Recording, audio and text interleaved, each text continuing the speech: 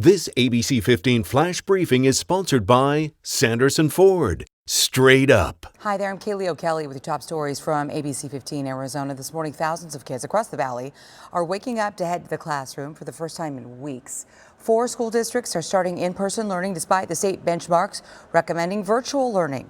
Mesa Public Schools beginning a 5-day modified in-person model for the majority of its schools. Some will remain 2-day hybrid. 7 others are still remote. Deer Valley Unified will have K through 8th graders back. High schoolers return next week there, and middle and high schools in Scottsdale Unified are back in the classroom today. Chandler Unified begins in person for all grades. I don't think our community can take any more loss at this point, but we do a really good job of mitigating, but that's not necessarily true elsewhere. And we are up against growing data that's showing that there is spread in schools, or it's being transmitted from school to home.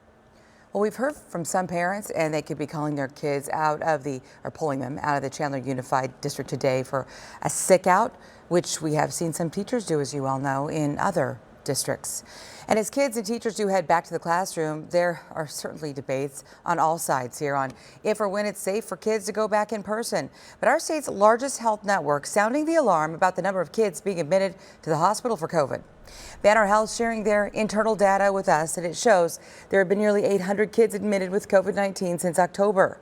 The number of admissions in January, that's nearly 6 times higher than October. Banner is telling us symptoms among kids are usually more mild than adults, and almost all pediatric patients will recover, but they still have seen kids on ventilators. The volume is not high, but the severity of illness can get life-threatening, and even if they survive, it does affect the children long-term in terms of their development, in terms of their recovery. And still there's so much that's unknown. And we did check the Arizona Department of Health Services dashboard. Across the state, more than 106,000 people under the age of 20 have contracted the virus. It's 16% of all cases and the second highest age group. Well, the Rebound Arizona helping people bounce back from the impact of the pandemic. A Valley nonprofit, Family Promise in Scottsdale, helping homeless families get a roof over their heads now. They put a call out on the Nextdoor app asking for gently used towels. The organization usually gives that and more to families in their program, but they did run out in November. Their call for help erupted in donations. Dozens of people dropping off paper towels, toothpaste, soap, and of course more towels than they ever expected. These gifts have not just helped the families we're serving now, but our shelves are stocked, and they will continue to bless families currently in our program and those that are yet to come. So good to see your smile because of the outpouring here. People are still calling and they are showing up with donations. Good for you guys. Family Promise also receiving several cash donations, including one woman who offered the nonprofit her stimulus check, yes, to help people in need right now find homes. The pandemic changing the car buying process too. 45% of car shoppers say they would now buy a new car online. This is according to a recent study from J.D. Power. It's more common now to be able to do things like sign your contract remotely, but there are still some things you need to consider doing in person before you buy online. I think there's still kind of, touching feelings sitting inside the vehicle, test driving it. Understanding that maybe in advance, maybe going in and driving the vehicle, being sure that, it has not only the features, but room that, that they're looking for.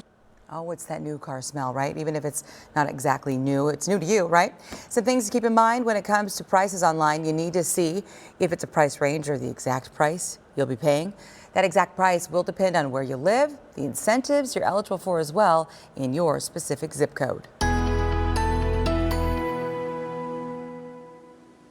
Time now for that most accurate forecast. I'm meteorologist Iris Hermosillo. We begin the changes heading our way in terms of more cloud cover, rain chances in the forecast essentially every single day starting today. We are expecting light to moderate rainfall generally around the valley, but some showers are possible as early as this morning. And in the high country, we've got chances for snow, accumulating snow mainly today, but we could see more of that accumulating snow through the weekend as temperatures then are going to be dropping to near normal through this week. week, but then a little cooler this upcoming weekend. So here's what's happening. One disturbance brought the clouds yesterday. That's sinking to the south. The main storm system, though, is also sinking to the south, and that's the one that's going to bring that first chance for rain today, and essentially is going to keep those rain chances around through Thursday. Now, we've got a chance for some showers this morning. Snow will expand across the high country as we go through the day today. We could still see some accumulating snow in the high country, still anticipating maybe 1 to 3 inches, so not a lot up north, but some accumulating snow that could still create some slick conditions on those roadways, so be mindful of that through the day today. That area of low pressure will then sit to our south through tomorrow, keeping the main chance for more widespread rain just south of the border. But as we go into tomorrow evening, those rain chances begin to expand further north, and we'll see that rain potential increase here in the valley too. And what's going to happen is this area of low pressure is essentially going to move into our state by Thursday, and as it does so, that will also increase the rain chances. So at this point with this particular storm, it looks like Thursday will be the best day for rain, maybe a few thunderstorms too. But again, we could see some showers today, and then we've got that chance for rain tomorrow too before this storm system moves in. Then that clears out. We just keep a lingering chance for a few showers on Friday, and then by Saturday into Sunday, we've got our next storm coming in from the west, and that one will likely bring more widespread rain our way and also more high country snow too. So we're going to keep watching this one closely. It's too early to really tell how much rain or how much snow we're going to see with that one, but know that rain chances will stick around through the weekend into next week. So you can see those peak rain chances on Thursday, but we've got rain chances every day through then, lingering rain chances Friday, and then through the weekend we've got that potential for rain as well. Temperature wise, today a high in the low 70s. I think we'll make it to about 72 in Phoenix. It'll be mostly cloudy overall. Then tomorrow down into the upper 60s, mid to upper 60s through the end of the week, and then low 60s for the weekend. And for the latest headlines, weather, and traffic, head to abc15.com or download our free mobile app. Make it a great day. This ABC 15 Flash Briefing is sponsored by Sanderson Ford. Straight up.